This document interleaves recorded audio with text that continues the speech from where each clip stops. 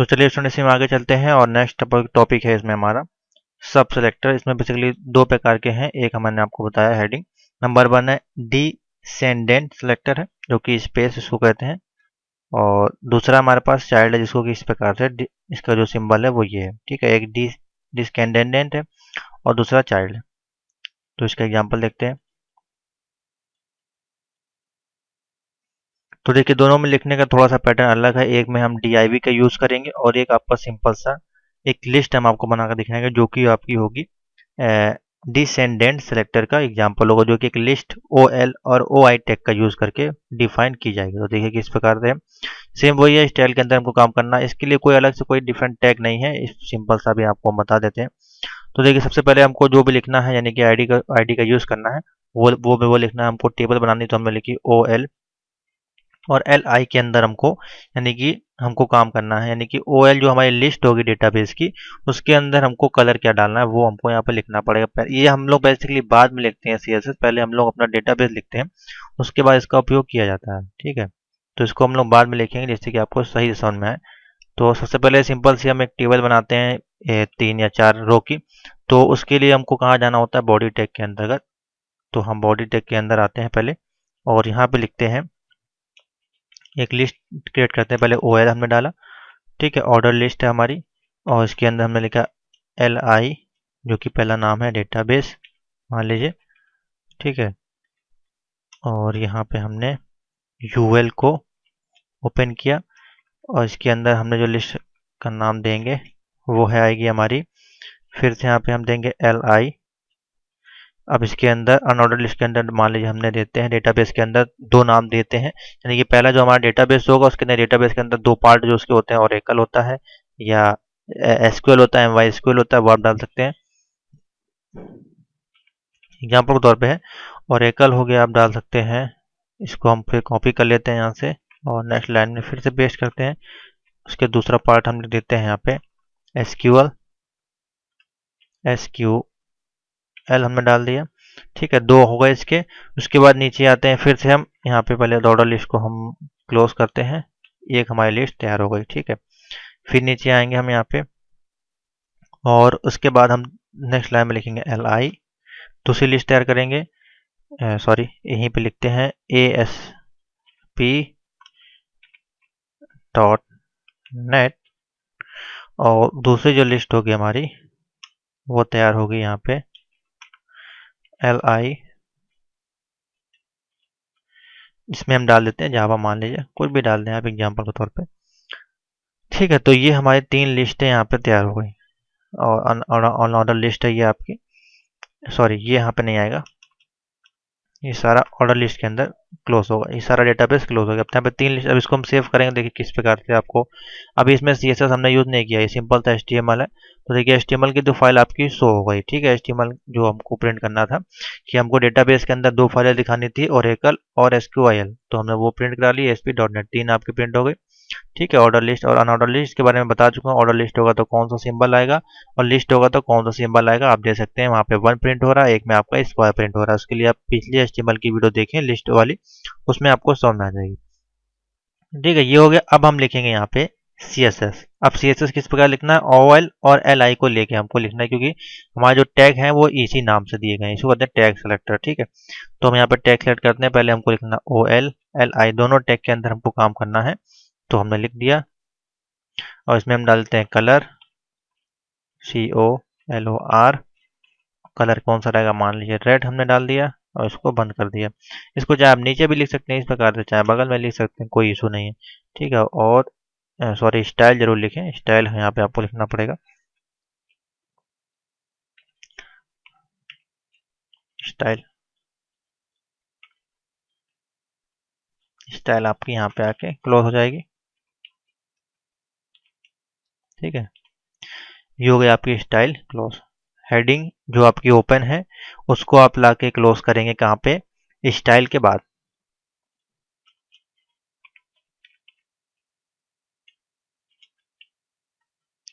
ठीक है, तो ये आपकी हेडिंग क्लोज होगी। अब देखते हैं यहाँ पे CSS आपका जो है OLLI का जो CSS है वो आपका काम करना चाहिए, यानी कि रेड कलर का आपको शो होना चाहिए। तो सिंपल सा देख सकते हैं, हमने सिर्फ कलर डाला था इसलिए यहाँ पे कलर आपका जो है वो रेड कलर का शो हो रहा है।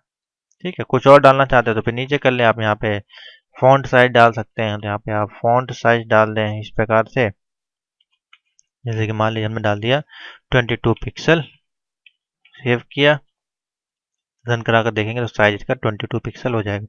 ठीक है, तो इसको अलाइन करना चाहते हैं अलाइन कर सकते हैं, इसी के अंदर सारे काम आपको करने होंगे। आपका CSS का टैग, HTML का टैग नीचे रहेगा, आप इसमें चाहे भी वहाँ चाहे जहाँ चाहे वहाँ पे अलाइन करा सकते हैं। यहाँ पे लिख देंगे आप टेक्स्ट अलाइन सेंटर, ये सेंटर में आ जाएगा आपका। ठीक है, इस प्रकार से। ये पूरा नहीं आया, पूरा आपको लिखना पड़ेगा, तो उसके लिए फिर आपको सारी चीज़ें लिखनी पड़ेंगी, तब वो आपका आएगा। ठीक है, मैंने आपको सिंपल सा समझा दिया। तो ये है आपका कौन सा सिलेक्टर, सॉरी आपका सब सिलेक्टर। इस सब सिलेक्टर बेसिकली एक ग्रुप है आपका, जिसमें तमाम सिलेक्टर आते हैं। इसको मतलब बोलते हैं डेस्केंडेंट सिलेक्टर, जो कि हमने अभी देखा। इसी में आपका चाइल्ड सिलेक्टर आता है, तो उसको किस प्रकार से लिखते हैं उसको भी समझ लेते हैं। इसी में आप DIV करके लिख सकते हैं, वो भी मैं आपको बता दूंगा, उसमें कोई ज़्यादा डिफरेंट नहीं है। पहले हम चाइल्ड सिलेक्टर को देख लेते हैं किस प्रकार से इसको लिखना है। कुछ है नहीं बेसिकली इसमें, OLLI के साथ ही हम लोग यूज़ करते हैं इसको भी, लेकिन इसमें सिर्फ आपको यहाँ पे इस प्रकार से लिखना होता है। ठीक है, ये देखिए इस टैग का यूज़ करना है, जैसे कि मैंने बताया। OLLI के बाद आपको इस प्रकार से यूज़ करना है। बाकी जो कलर वगैरह है वो सारा आपका वही रहेगा। ठीक है, फॉन्ट साइज हमने 22 दिया, स्टाइल हमारी क्लोज हो गई, सेम उसी प्रकार से है। अब इसको हम देखते हैं पहले सेव करा के, देखिए क्या अंतर आता है, क्या कुछ डिफरेंट अंतर आता है। देखिए कोई डिफरेंट अंतर नहीं आ रहा है।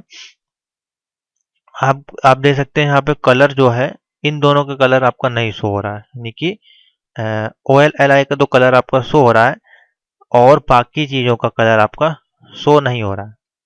ठीक है, तो सेव कराते हैं, तो थोड़ा सा अंतर है। जो भी क्लास हम ID सेलेक्ट करेंगे वो उतना ही का ही कलर आपका वो शो करेगा। ठीक है, तो ये है बेसिकली। इसमें आप पैडिंग वगैरह डाल सकते हैं, जैसे कि हम मान लीजिए यहाँ पे हम कोई पैडिंग डालते हैं, तो देखिए क्या अंतर आता है आपका। पैडिंग बेसिकली जो है वो शेपिंग करने के लिए होता है। पैडिंग डाल दिया हमने 5%, स्पेस देने के लिए बेसिकली होता है आपके चारों बॉर्डर पे। उसको सेव करते हैं, तो ये देखिए, ठीक है, पैडिंग हो गया आपका। तो ये है स्टूडेंट आपका सेलेक्टर। सिर्फ में कुछ ज़्यादा है नहीं, बेसिकली आपको छोटे टैग्स हैं, ये आपको पता होना चाहिए। नहीं पे आपको क्वेश्चन ऑब्जेक्टिव के फिल इन द ब्लैंक्स के इन्हीं के ही क्वेश्चन बनेंगे और कहीं से नहीं बनेंगे। ठीक है, लिखने को ज़्यादा इसमें आएगा नहीं, थ्योरी आपको मिलेगी, लेकिन इतनी ज़्यादा डिटेल में नहीं जाएगी। मेन जो थ्योरी होती है उस पर इन लोग जाते हैं। टाइप्स ऑफ सिलेक्टर पूछ सकता है, कितने प्रकार के सिलेक्टर होते हैं यूनिवर्सल, तो इनके सारे नाम आपको पता होना चाहिए, इनके टैग पता होना चाहिए। एक एक सिंटैक्स एग्जांपल आप देख लें, सेम है। एक एक कोई कोड आप तैयार कर लेंगे, लिखने का तरीका सब में वही है। ये HTML आपको सेम वही लिखनी जो आपने HTML में सीखा। CSS के कोड में आपको सिर्फ कलर, पैडिंग, टेक्स्ट, अलाइनमेंट, ये दो दो चार टैग आप तैयार कर लें, उसी तरह से आप इसको लिखते चले जाएं। ठीक है, मैं आपको समझा दूंगा आगे वाली आने वाली वीडियो में। ठीक है, उसके बाद है, फिर ज़्यादा इसमें डिटेल में हम नहीं जाएंगे। इसमें और चीज़ें भी जैसे कि प्लस है, माइनस है, उसको भी अलग अलग काम के लिए यूज़ किया जाता है। बेसिकली वो इतना ज़्यादा पूछा नहीं जाएगा आपका। ठीक है, जो मेन मेन टॉपिक है मैं उस पर कवर कर दे रहा हूँ। सब सिलेक्टर के बाद हमारे पास आते हैं एट्रीब्यूट सिलेक्टर। इनको हम सब कुछ हम इस टेबल में पढ़ चुके हैं। एट्रीब्यूट सिलेक्टर्स क्या हैं, जो आपके लिंक्स होते हैं, एंकर टैग जो होते हैं, वही आपके इसमें हैं। तो हमने आपको बताया था आपके HTML क्लास में फेसबुक लिखा था हमने, उसके बाद डैश किया था यहाँ पे, और उसके बाद यहाँ पे गूगल, ट्विटर, इस प्रकार से। तो CSS में आप किस प्रकार से इसको लिखेंगे, तो बहुत सिंपल सा है। और कलर किस प्रकार से डालेंगे और टारगेट किस प्रकार से कराएंगे कि हाँ, हम जब फेसबुक क्लिक करें तो हमको पेज ओपन होना चाहिए। तो वही चीज़ है, लिखने का सेम वही तरीका, AHREF=HTTP, फेसबुक का जो लिंक है वो डाल देंगे। और इसको एट्रीब्यूट करना है, एट्रीब्यूट यानी कि टारगेट देना, कोई वैल्यू देनी है। तो वहाँ पे हम लोग जो टैग यूज़ करेंगे स्टाइल के साथ वो यूज़ करेंगे। ए है यानी कि ए पे एंकर लिंक, और ब्रैकेट में साथ टारगेट यहाँ पे हमको लिखना पड़ेगा। सिर्फ इतना आपको करना है। तो एट्रीब्यूट के साथ जो भी लिंक हम देंगे, उस लिंक पे जैसे ही क्लिक करेंगे वो नेक्स्ट पेज में ओपन हो जाएगा। तो ये टैग आपको यूज़ करना है, टारगेट। ठीक है, जो भी लिंक लगाएंगे उसके बाद से डबल इनवर्टेड कॉमा के बाद टारगेट आपको लिख देना है, तो आपका वो लिंक जो है वो काम करने लगेगा। ये टारगेट जो लिखेंगे ये आपका है उसी पेज पे ओपन करने के लिए है। अगर नेक्स्ट पेज पे जाना है उसके लिए हम फिर टारगेट के आगे हम लिख देते हैं, मैं इधर बता दे रहा हूँ, नेक्स्ट पेज पे, ये सेम पेज पे ओपन करने के लिए है टारगेट लिख के किसी भी लिंक को, और नेक्स्ट पेज पे लिखना है तो हमको लिखना पड़ेगा टारगेट। जैसे कि उसमें हम लोग इक्वल टू ब्लैंक यूज करते हैं, जिसमें टारगेट है इक्वल टू डैश पी आपको लिखना है, जिससे क्या होगा, वैल्यू जो होगी आपकी नेक्स्ट पेज पे आपकी चली जाएगी। ठीक है, इस प्रकार से।